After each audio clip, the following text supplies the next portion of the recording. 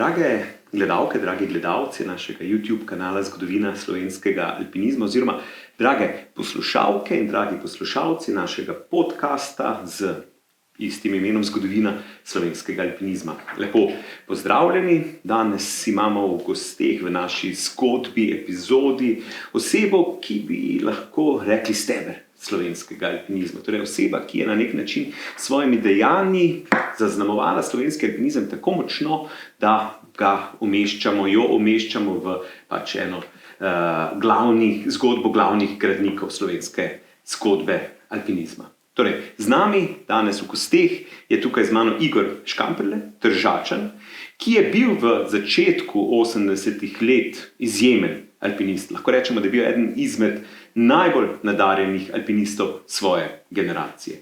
Je pa alpinizem, plezanje na splošno opustil relativno zgodaj, zato morda današnjim generacijam ni toliko znan, saj se je v bistvu že v teh mladih letih popolnoma predal študiju kulture, književnosti, predvsem pa duhovnih izročil. Danes je Igor Škamperle doktor, profesor, Igor Škamperle, ki predava na oddelku za sociologijo Filozofske fakultete Univerze v Ljubljani. Je pa človek, ki je z gorami še vedno globoko povezan in na njih razmišlja, kot bomo lahko tudi slišali danes, na svojevrsten način. Če pogledamo Igorja kot alpinista, moramo povedati, da je v bistvu njegov opus preplezanih smeri, tudi prvenstvenih, šteje nekaj 100. Plezal je v domačih stenah, takrat se je domačim stenam, so za domače stene veljale tudi stene Paklenice, pa potem je plezal v centralnih Alpah, na Škotskem, v Severni Ameriki, tako v Andih kot tudi v Himalaji. Igorja zelo pogosto umeščamo v tako imenovano legendarno alpinistično postojnsko četvorko, torej četverico plezalcev, ki so delovali ali pa so izvorno bili iz Postojne in so na nek način močno kot naveza zaznamovali slovenski prostor. Ob njem so bili člani te četvorke še Bogdan Viščak, Igor Meskec in Rado Fabijan. In v bistvu ta naveza, ki lahko rečemo je bila prava prijateljska naveza, je ves čas še danes ohranjala tople, globoke in trdne ustvarjalne vezi. Igor Škamperle je tudi pomemben pisatelj. Njegov pisateljski opus je zelo širok, ampak v našem kontekstu neke gorniške tematike nas zanimajo predvsem knjige, ki so pomembne za alpinizem in tako naprej. Že leta 1985 je v soavtorstvo napisal Plezalni vodnik Možnica in Koritnica, predvsem pa je znan po izjemni avtobiografski knjigi Sneg na zlati veji, ki je šla na nek način ob koncu njegove plezalne kariere leta 1992 in je bila pred nekaj leti ponatisnjena, pa tudi v bistvu preko foto knjige Lastovičji let, ki je šla leta 1996. Je tudi z Igorjem Meskecem soavtor knjige Dotiki pokrajin. Išla je leta 2012.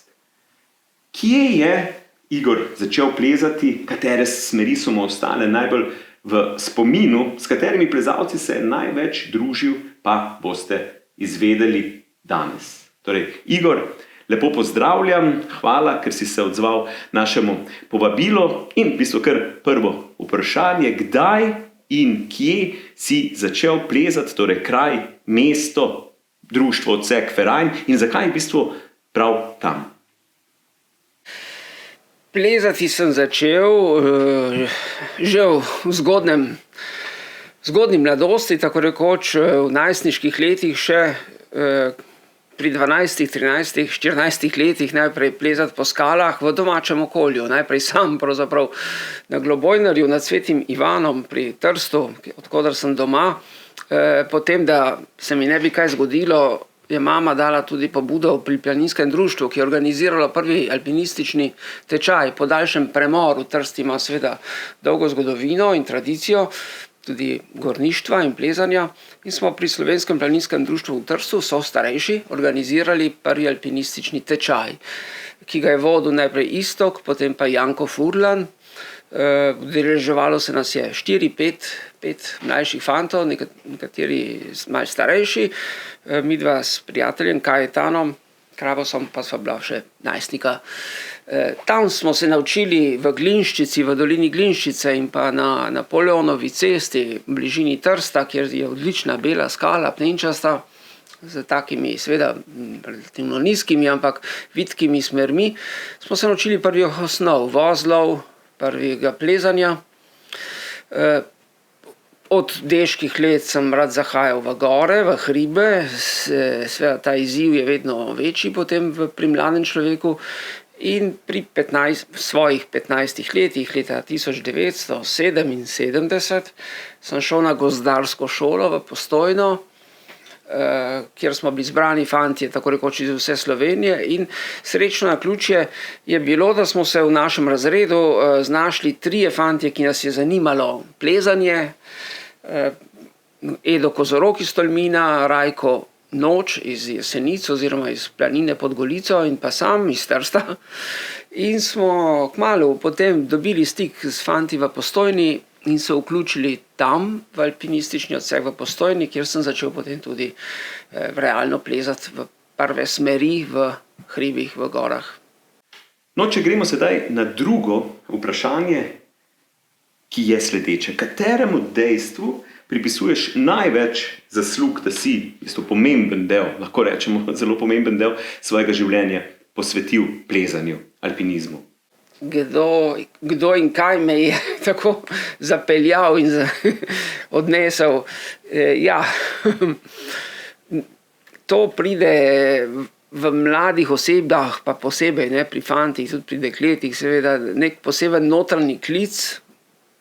To pravijo že stari šamani, tam med 15 in 20 letom če se, lahko se ne, tam pri tistih, ki pa se prebudi takrat neka taka vokacija, so rekli, latinsko, notranji klic, notranja poklicanost in zame so bile to takrat res gore.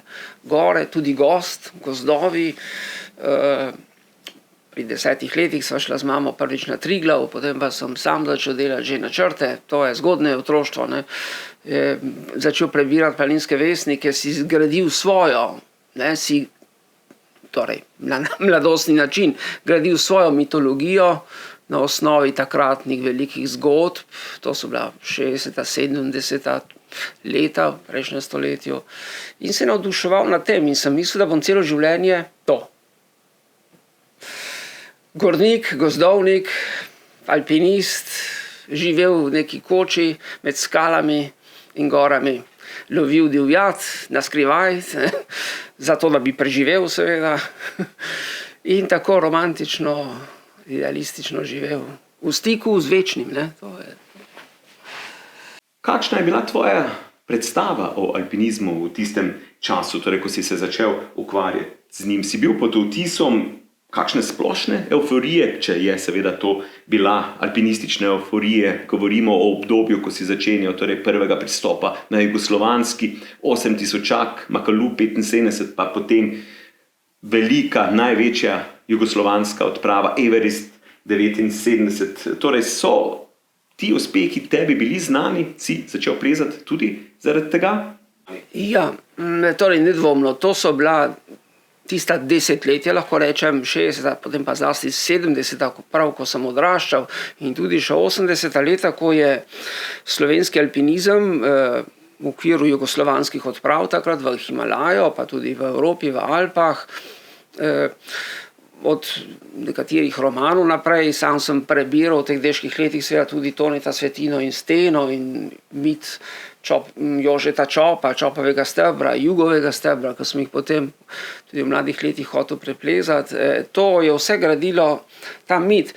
Začenši, če grem še čisto nazaj na sam izvir od Juliusa Kugija, ki sem ga bral še kot tudi v teh najstniških letih, Julius Kugi v čudovitih, odličnih prevodih, slovenskih prevodih, Franceta in Liljane Avčina.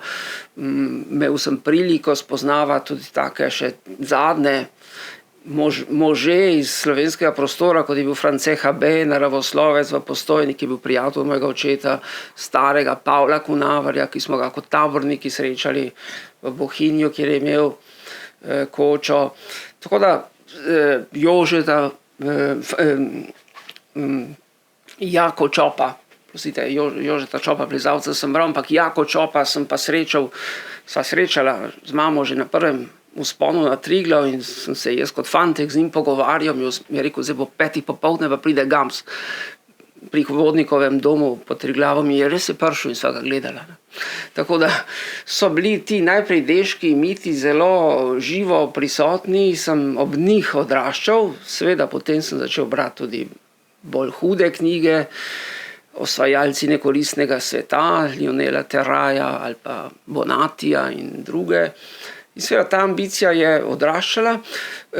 Tako veliko vlogo so pa imeli takrat tudi ti naši, takrat vrhunsko izpostavljeni in uspešni alpinisti, ki so me zaznamovali s svojim imenom, seveda so bili vsi desetletje starejši od mene, Stane Belak Šrauf, Marjan Manfreda, Marion, potem Nej Zaplotnik, ki sem jih nekako idealiziral. Ne, tako.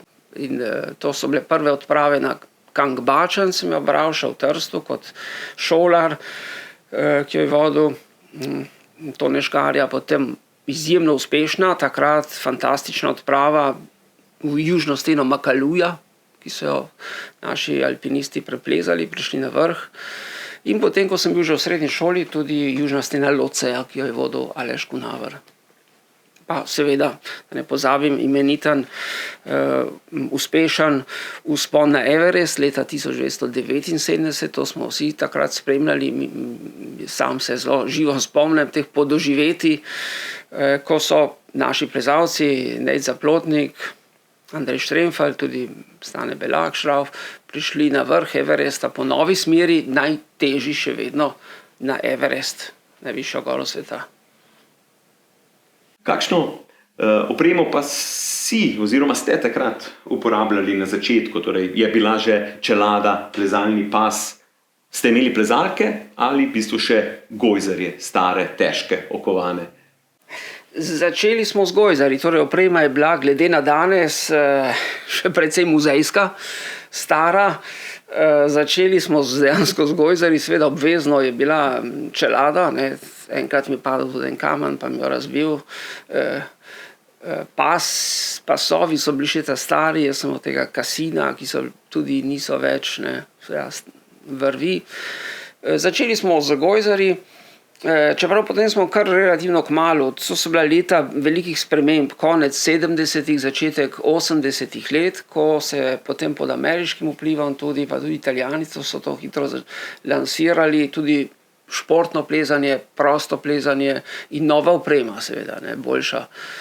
Ampak se spomnim, če povem anekdoto, smo plezali na začetku junija, tam se mi zdi 5. 6. junij, ko je bil še sneg v Triglavski steni, smo plezali 3 sošolci v 3. letniku srednje šole, stari 16 let. Ne.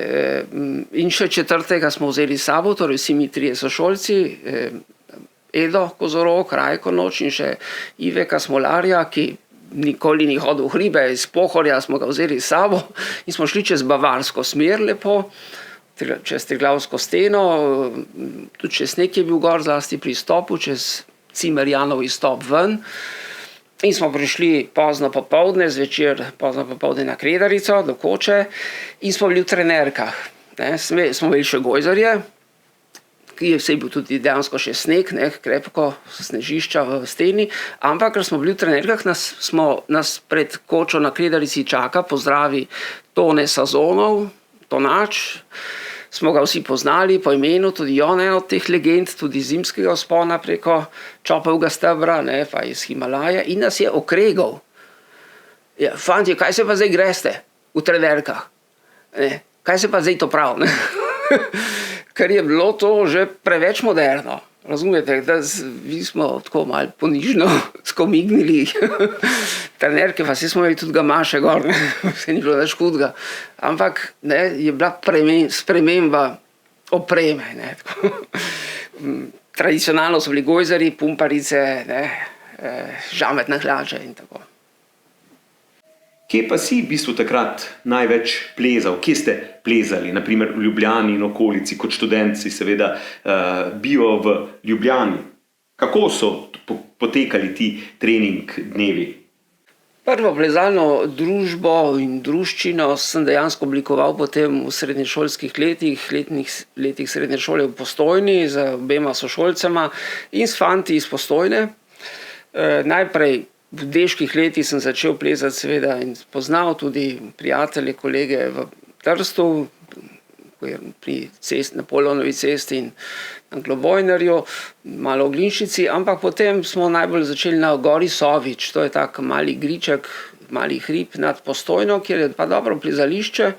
Tam smo se spoznali s par let starejšimi fanti, Bogdanom, Biščakom, Radom Fabjanom iz Pivke, pa Igor Mezgec.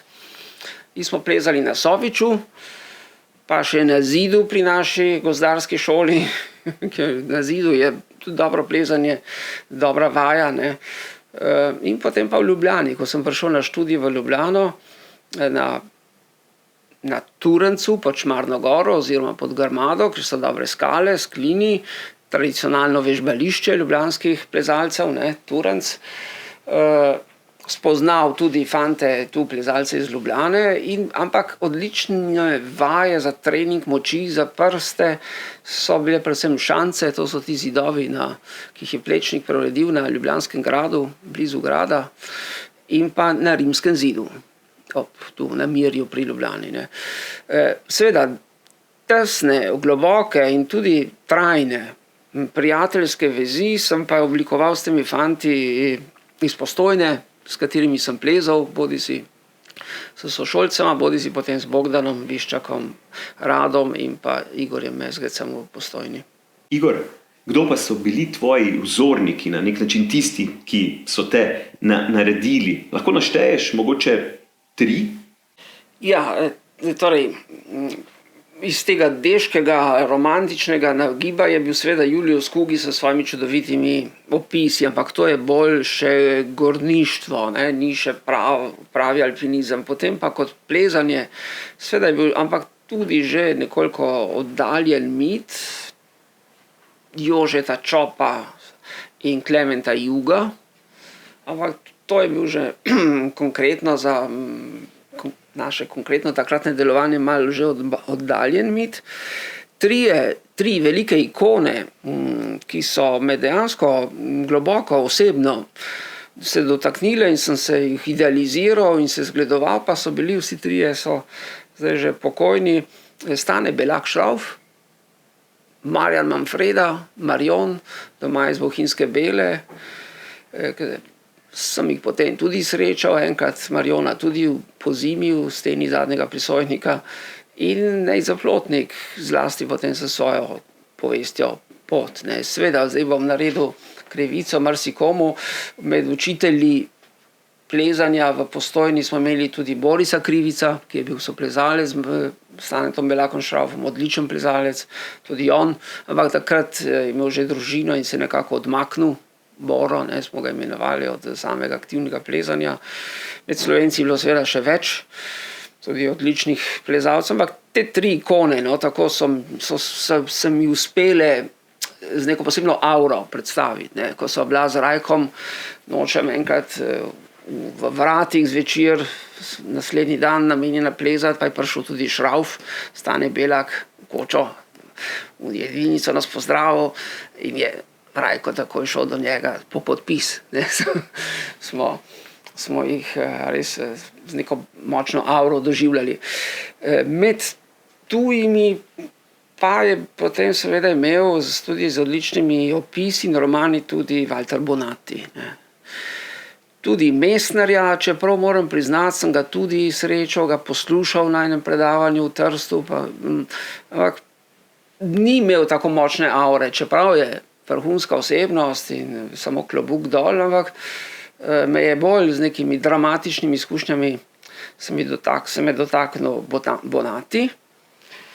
In če preskakujem še naprej, potem so me pa tudi močno dotaknili v teh letih aktivnega plezanja v 80-ih letih, recimo poljski alpinisti, ne? Jerzy Kukučka pa Kurtika, so bili taki z nekim slovanskim duhom, nam Slovencem tudi na poseben način blizu, ne? Malo manj mogoče formalizirani kakor zahodnjaki in malo bolj slovansko iznajdljivi, če tako rečem. Ko plezaš, ko začenjaš plezati in tudi kasneje, je na nek način v to to dejavnost vpeta cela ožja in tudi širša družina. Kako so tvoji domači sprejemali to tvojo novo dejavnost, hobi, ki je prerasel potem iz hobija precej več, so te podpirali pri tem? Ja, kako sprejemajo to?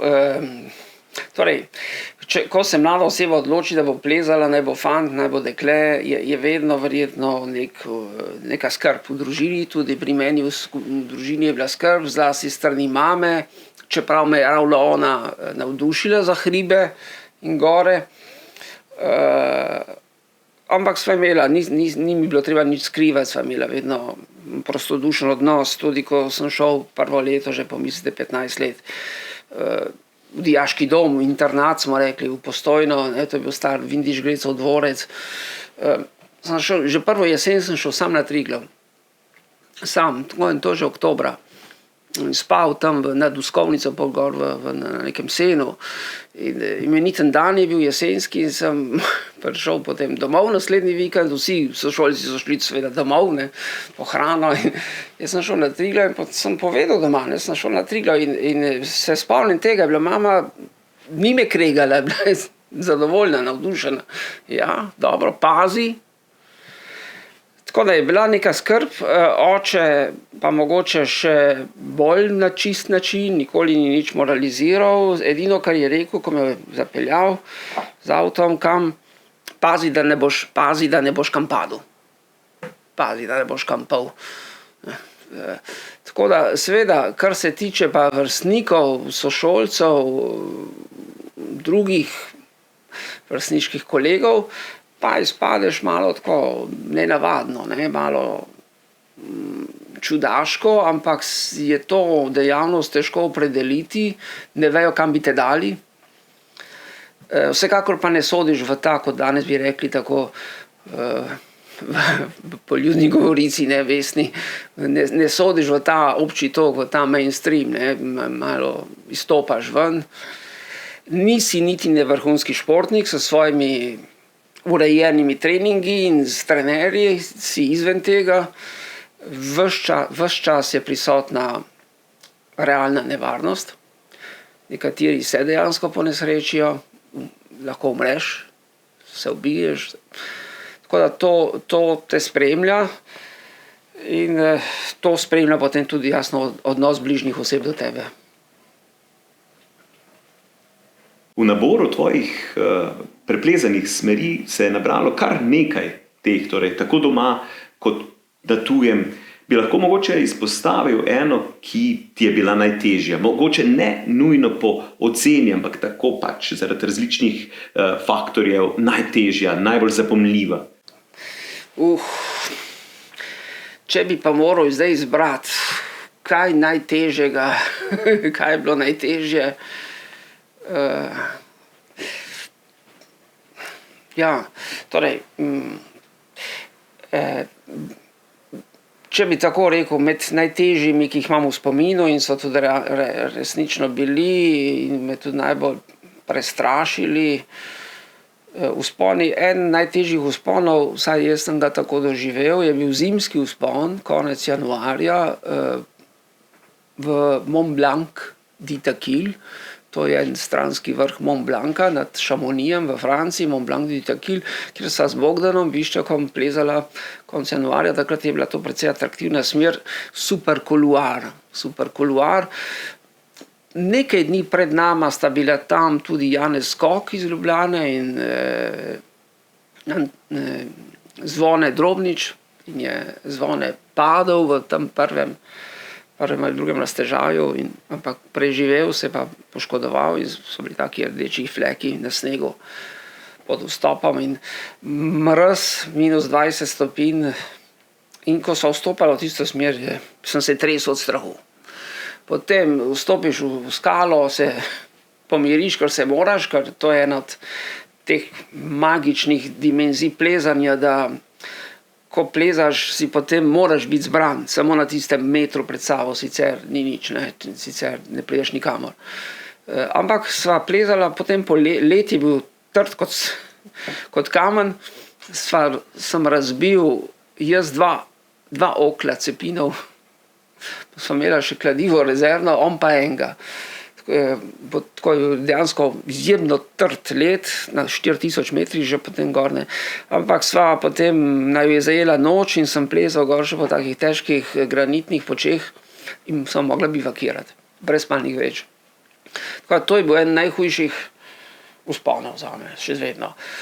Ob njem bi omenil seveda kot plezalni vzpon poleti, tudi vzpon v El Capitanu, v Ameriki, v Kaliforniji, v smer Prežeči strah, sva plezala z Lidijo Pankiher 3 dni, 2-krat sva spala notri v mrežah, tam je bilo tudi vsak meter naporen, ampak v redu, poletje gre, je pa vsak meter naporen, 1000 metrov stene. In tretji vzpon, ki bi ga tudi dal, je bil seveda tudi poleti, ampak zahteven, težek, psihološko in plezalno.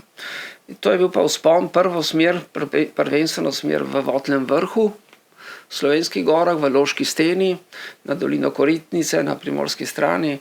Smo ga z Radom Fabijanom in Igorjem Mezgacom preplezali. To je bila zadnja taka velika deviška smer še v Sloveniji, 2 dni. In tudi tam je bilo vsak meter zahteven in naporen. Ampak z neko dobro navezo tudi med nami smo ga splezali.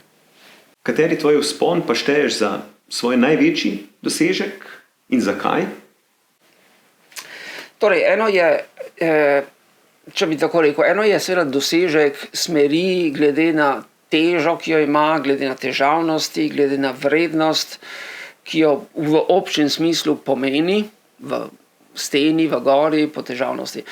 Ampak ob teh 3 najtežjih, ki sem jih omenil, v Mont Blancu, v El Capitanu in v Loški steni, so pa z neko težo, ampak z nekim tudi drugačnim pomenom, zame bili pomembni še nekateri drugi vzponi, ki mogoče niso bili tako na robovih eksistence, če tako rečem, ampak so mi bili pa zelo, zelo mogočni in dragoceni v mojem doživetju.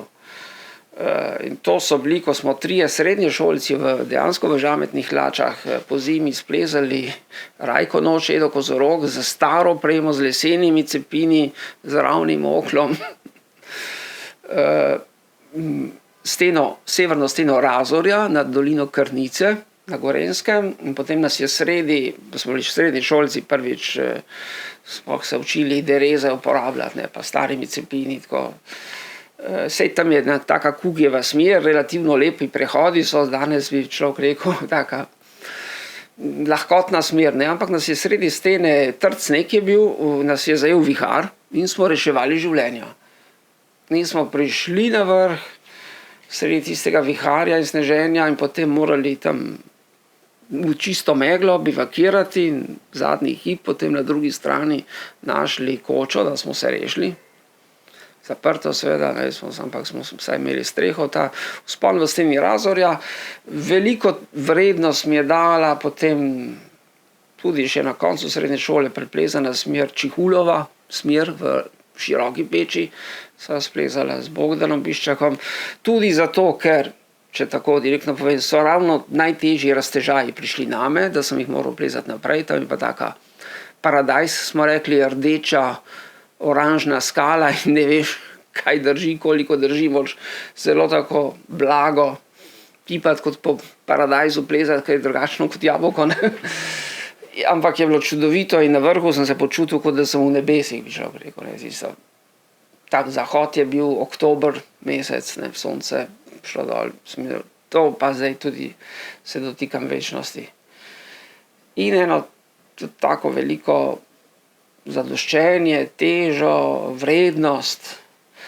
Je bil tudi vzpon v Dolomitih v Italiji, v Cimi Burel, kjer je tudi zahtevna italijansko-poljska smer, ki smo jo pa v 4 s postojnskimi prijatelji, Biščakom, Fabijanom in Mezgecom v 2 navezah plezali 2 dni, na zgornji sredini stene smo spali.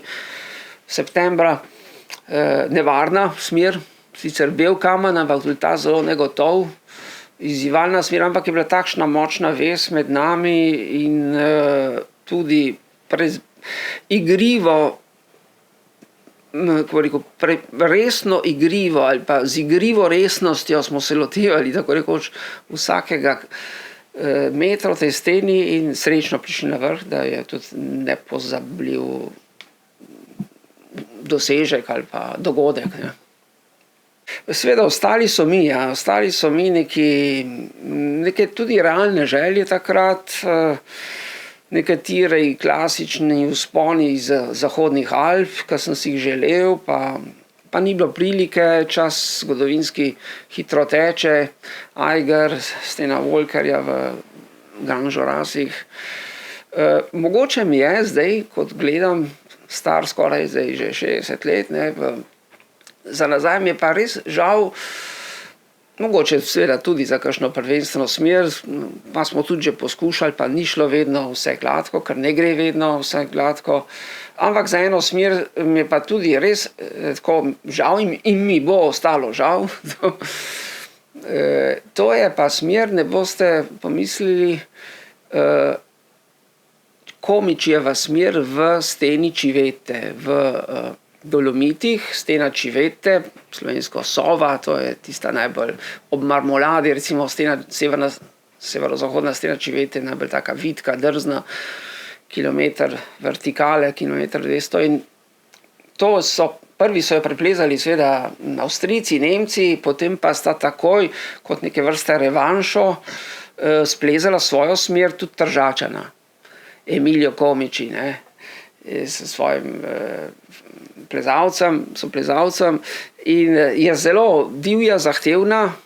Jaz sem plezal tam, Filip Flama, pa Aste Suzatija in še kakšno smer, ampak to Comičevo se danes malo pleza, ker je orientacijsko zelo zahtevna, težka, vsaka dobra dolomitska šestica. Sem prepričeval svojega prijatelja, rekel, bomo drugič, se ni šlo, vidite, to mi je ostalo. Pa če preidemo zdaj iz tega na nek način naštevanja tehničnega ali pa podatkovnega smeri najtežjih, najlepših, najbolj zapomljivih in tako naprej, pa naj bo naslednje vprašanje malenkost izven tebe, izven tega. Kje je za tebe bila meja tveganja pri plezanju? Torej nekako meja, ko si čutil, da čez ni dobro iti. Ja, vprašanje meje je vedno pomembno, nasploh v življenju, ne, v vseh dejavnostih, od domače kuhinje do politike in pri plezanju je to zelo realno, konkretno. Sem se vedno spraševal tudi o tem vprašanju meje. Zdaj, meja je, kje jo postaviti, kako jo postaviti. Meja je v resnici to, da preživiš. Ne. In tako sem tudi gledal, pa na nek način še vedno tako gledam. Ne. Se pravi, meja ni, jo je težko določati. Meja je tisto, ali človek zmore preživeti, ampak še to bi mogoče zdaj kot starejši dodal, da preživiš normalno. Kot človek, tudi v primerjavi z sodobno znanostjo, biogenetiko, drugimi galaksijami, potovanju v vesolje ali pa izzivi med nami. Meja je tam, kjer ti lahko preizkušiš svoje zmožnosti, ki jih lahko potiskaš naprej, tako tudi v skali, seveda, ne. Kot pajk, ne, moraš spremeniti tudi oči, da vidiš razšlembe tam, kjer jih najprej ne vidiš, ne. Če potem pa gledaš to steno, na prvi dan ne vidiš nič, po enem mesecu pa vidiš razšlembe, ne. In tako je treba spremeniti pogled. Ampak mejo jaz razumem kot tam, da ti preživiš kot normalen človek. Da se vrneš nazaj ali pa da se stopiš nazaj v običajni svet kot normalen človek, zdrav človek, seveda po takšnih izkušnjah bi moral biti, po mojem tudi, se vračaš, se vrneš boljši. Ne? To je potem tudi smiselnost preseganja takšnih meja. Plezanje je zaradi subjektivnih in objektivnih faktorjev v resnici na ljubo precej nevarna dejavnost. Kako si se ti soočal s smrtjo, ki je neizbežna spremljevalka pri plezanju? Na nek način se te slej ko prej dotakne preko bližnjih ali malo manj bližnjih oseb, ki si jih poznal in tako naprej. Si imel kaj tovrstnih primerov, kaj se je zgodilo? Si kljub temu še plezal? Ja, to je torej, izkušnja smrti, nesreče. Nesreče so v alpinizmu velikokrat lahko tragične ali pa dokončne, smrtne. Ne. To je kar huda izkušnja, o kateri najprej bereš, potem jo slutiš, potem jo tudi lahko doživiš pri drugih, se je hkrati zavedaš pri sebi. In je odvisno, kako te to pretrese. Ne. Jaz sem doživel tudi nekaj takih izkušenj. Eno že zelo precej zgodaj.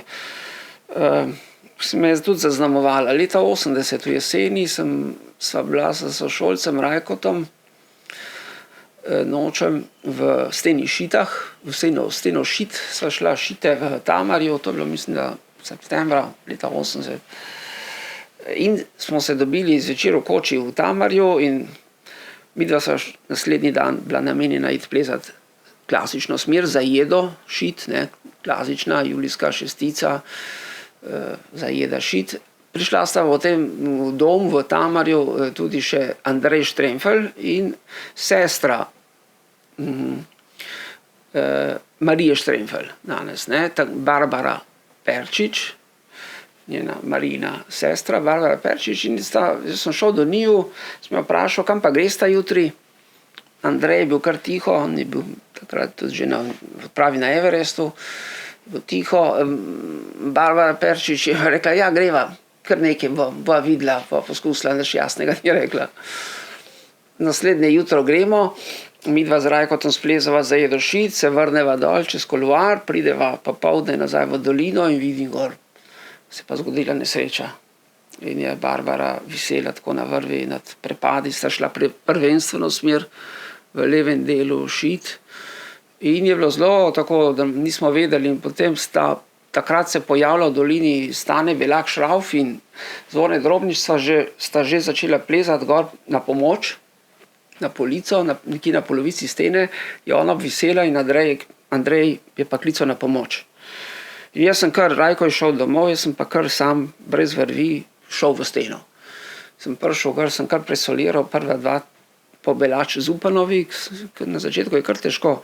2-3 raztežaje, pridem gor do naveze, Belaka in Zvoneta, in me Šrauf okrega, kaj se pa grema, mislim, še jaz zdaj kle, pete spustiti, ne, in me naveže na vrv in smo šli gor do police. Andrej je bil čisto v šoku, ne. Težko sploh govoril. Na vrv je vesela, ampak se je Barbara že zadušila. In smo jo po vrvi potem povlekli na polico in je umrla.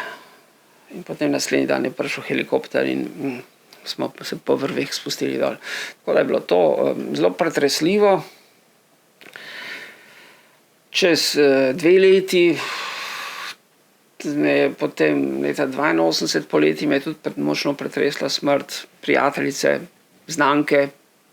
znanca Tamare Likar in Pavla Podgornika, sta umrla v steni Mangarta. Pol leta predtem smo bili skupaj na odpravi v Aconcagua, smo se tam skupaj šalili. Potem sem zvedel za smrt Slavca in Boruta Berganta, katerim sem bil tudi večkrat v šotoru. Tako da potem se te zaznamuje na nek način to. Na koncu bi rekel tako, jaz sem vseh še vztrajal in razumem ljudi, ki vztrajajo v plezanju kljub takšnim nesrečam, ki se ti zgodijo, lahko najbližjim. Tudi iz Postojne je Janez Ilešič umrl, že se ubil v Zahodnih Alpah, ko sem bil še srednješolc. Ampak razumem, da človek vztraja, tudi jaz sem vztrajal. Nehaš pa, ko sam začutiš strah. Jaz sem ga pa začutil, ko se bojiš. To pa je slab znak. Takrat pa je bolje, da odnehaš. Ko sem sam dobil hčerko. Takrat mi je pa bilo naenkrat strah. Kamna, prepada. Tako to je zelo psihološko pogojeno. Knjigo Sneg na zlati veji si napisal v bistvu pri svojih 30-ih, ko si se že umaknil iz vrhunskega alpinizma in se posvetil v bistvu tvojim vprašanjem študiju in seveda potem raziskovanju vprašanj v sklopu študija. Zakaj si odšel stran? Veljal si v bistvu za enega najbolj nadarjenih, kot smo prej slišali v uvodu. In zakaj v bistvu knjiga?